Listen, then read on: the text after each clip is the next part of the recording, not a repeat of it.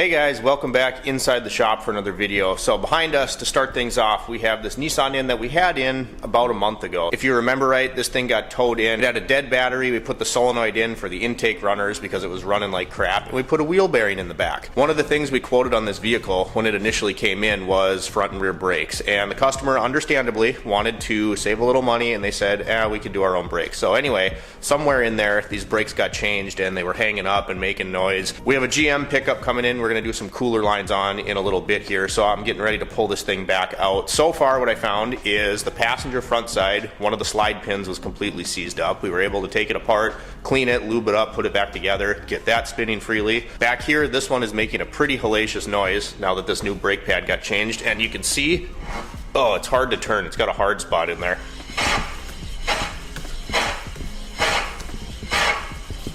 So yeah, we're gonna have to pull this one back in after we get the truck done and figure out why the rear brake is making that noise. So far, haven't had to change out any parts. Everything was okay in the front. It was just kind of seized up, and thankfully they just did it, so there wasn't any damage to the pads, anything like that. Kind of the end of an era here, guys. This is my old trusty backup light. I like this because all of my USB rechargeable stuff, you know, they all seem to die at the same time, take a long time to charge. This is not the best light by any means. I got it free in a kit. Started going downhill last year, my magnet and the little rubber protector fell off. Again, this is just a nice backup light. Then last week, the lens fell out, this thing broke, the cone broke, the white lettering wore off.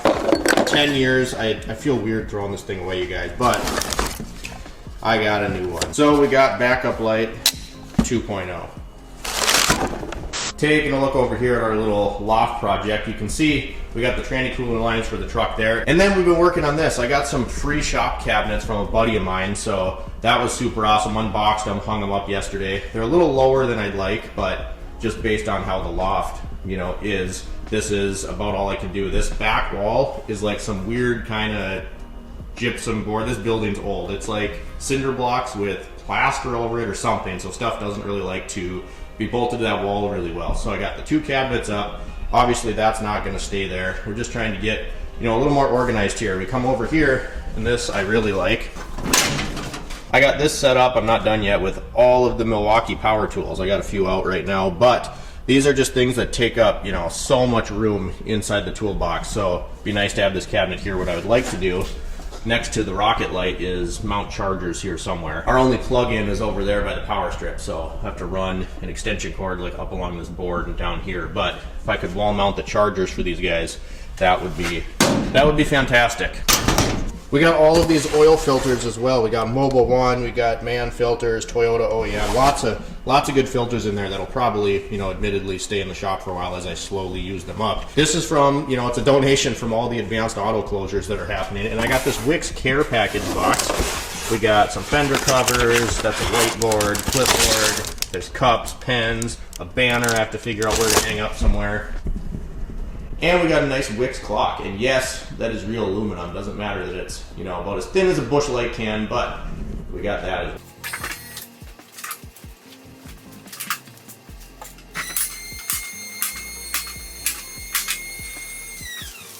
All right, so we got the Sierra in. Let's go underneath and show you what we're talking about. Real nice truck. All right, so of course we're gonna have to get this plastic shield out of the way. That's step one. But you can see right here, that is from the cooler lines leaking. And you'll see in a minute here, I'll drop this down, but I swear these things come leaking from the factory. Yes, this is a 17, so it's 8 years old, but the amount of times that these would get sent over to the Chevy dealership when I was at Toyota because the truck was like 2-3 years old, it's just ridiculous. I don't know what they do when they manufacture these lines, but yeah, it's pathetic.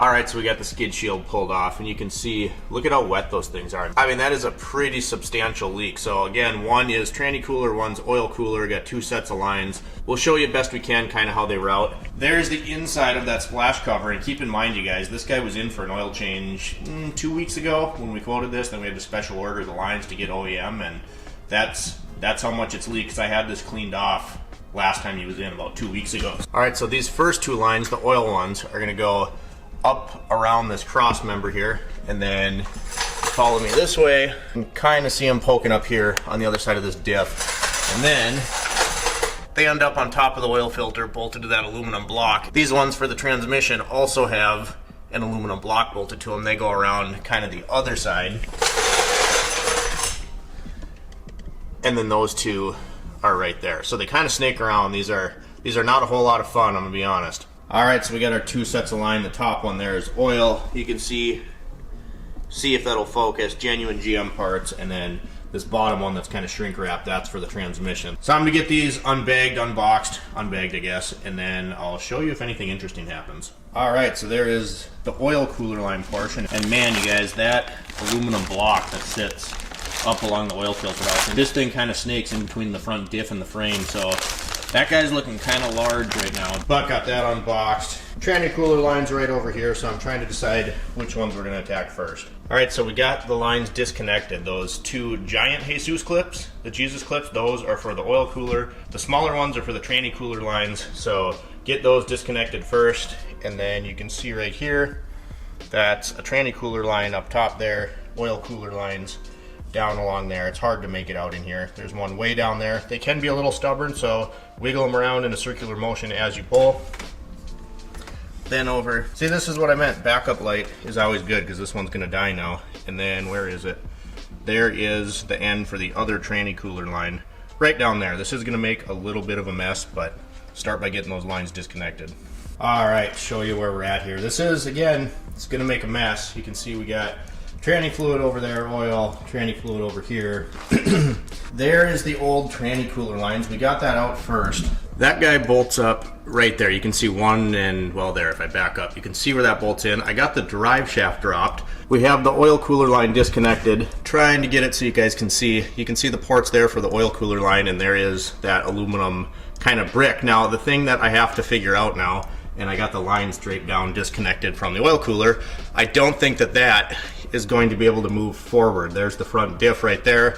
It's really, really tight in there. I don't know that that's going to be able to move forward and go out the front, which kind of stinks because there's a 90-degree bend in the lines right there where they're coming down. So it's going to be much more work to pull them out the backside here. Again, I got the drive shaft down and out of the way, but this stuff is hard to see. I should t-shirt that. I say it all the time, you guys. It's just some of these things are really hard to get the camera anywhere where you're going to be able to see anything of note. But you can see that aluminum housing there that bolts right above the oil filter, it's tight right there. So we're going to figure out which way these are going to come out. I have a bad feeling though that those are going to have to come out this back way.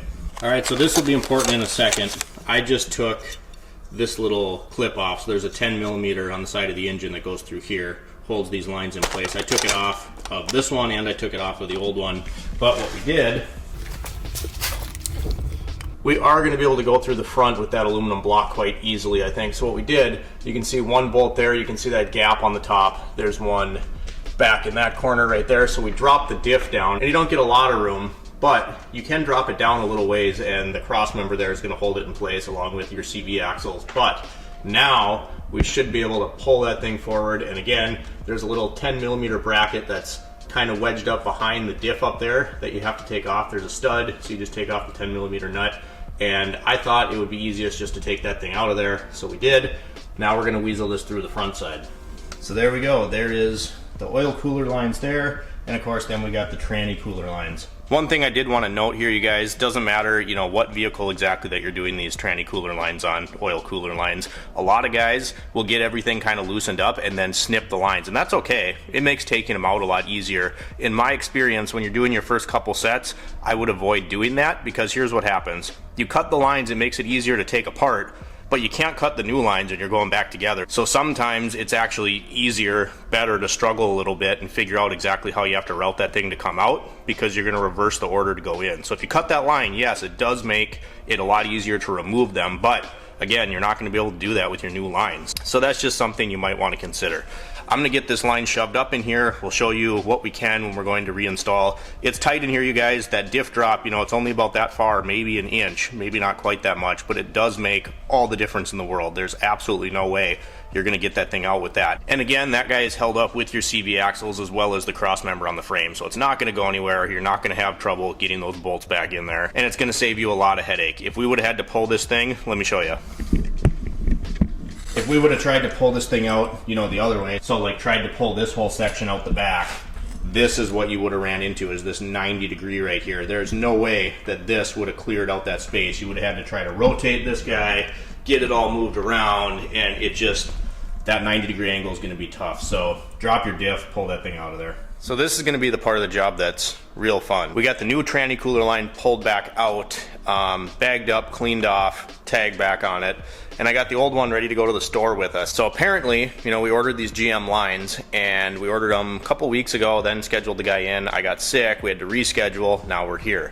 Well, the line is not right. The bends in the line all look right up until the aluminum block assembly that actually hooks up to the transmission, and that is about 90 degrees off, basically. It's the exact same head, so I didn't even notice until I got it routed in there, so I had to pull it back out. The head is the exact same, it's just rotated a different direction, and the parts manager actually said he ran into the exact same problem with his Sierra. Something weird going on there with like a split year line change. So we're gonna bring this thing in, get it over there, inspect the one that they have coming, because they had one more, and then we just cross our fingers and hope that it is the right line. Now this stuff happens. It is in fact very frustrating because one, I have to waste a bunch of time now going to the parts store to figure this out. Two, I might not be able to get the job done today and the customer may not get their truck back. So we're gonna see what happens. We're gonna go over there, get the line, and then we'll have to contact our customer if we need to.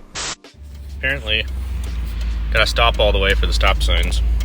My bad. So that was fun, got pulled over, got a ticket. Apparently I rolled through a stop sign, so that's all well and good. I wanted to kill a little time because O'Reilly's is characteristically a little bit slow when stuff's coming from the other location. So went and picked up some oil filters from the old cellmates at Toyota, and now we're going to O'Reilly's, and cross your fingers, hope that they actually have the right tranny cooler lines that will work for this vehicle. So there you go, folks. There is our oil cooler lines and our tranny cooler lines all installed. Just got the little Jesus clips back in there. Gonna clean up a little bit, put the skid shield back on. Then of course we're gonna check our oil level and our transmission fluid level and make sure everything's hunky-dory there, take it for a test drive, make sure we don't have any leaks, all that good jazz. So I jinxed us, guys. See these two gaskets here? I'm gonna do this without trying to drip on the camera. This has just been a pain in the butt. Wrong lines, got the right line, so that's the important thing. But I jinxed myself by saying we're gonna go check it for leaks first, right? So where the aluminum block bolts up against the oil filter there, I pulled it out into the parking lot and then just peeked underneath,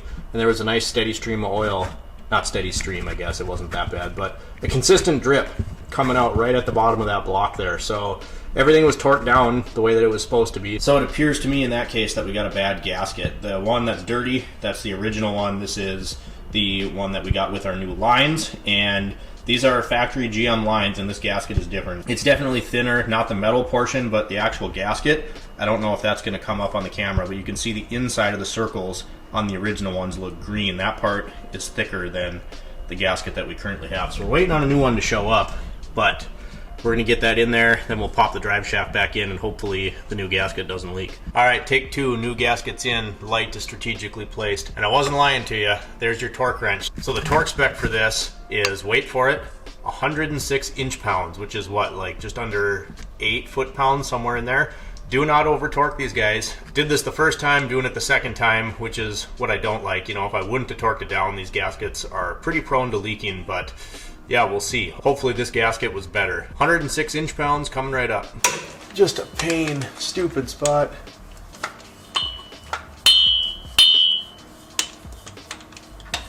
Get that a little tighter first. Snug them up good by hand. A very tight area for your torque wrench.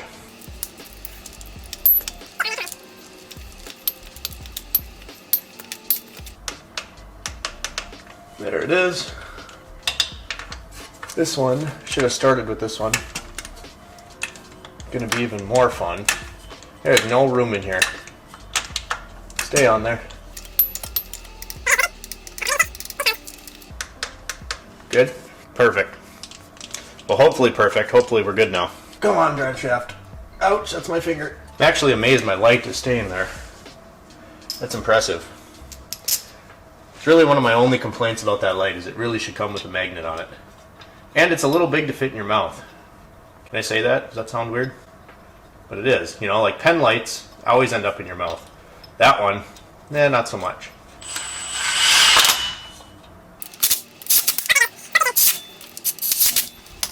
Alright, so I realized I forgot to film an outro while we were still at the shop. Got the tranny cooler lines in, that gasket did not leak, took it on another test drive, checked everything over, made sure we cleaned it all up, of course. Some days just go like this, you guys, so we got the wrong line, thankfully we were able to get the right one same day, and then that gasket failed, and couldn't tell you why, you know, just sometimes this stuff happens. So anyway, customer picked up the car, we got it out of there, got paid. I just picked up these BFG KO2s. They came, they're takeoffs. They were off one of my customers' Rubicons that he bought brand new. He wanted 35s. These are roughly 32s, I believe. They're for the Mountaineer. Set of 5, got them for $1,000. So heck of a deal on tires that only have like 30 miles on them. They're basically brand new. Super stoked about that. I am going to wear out the Duratracs that are on the current setup. You guys didn't know, our brand new setup got stolen when the shop got broken into last year. I got these on Marketplace. We're gonna burn them up and then we're gonna do something fun with the wheels and tires. If you guys enjoyed today's video, drop me a comment down below. Like and subscribe if you have not already. And as always, thanks for watching. We'll see you next time.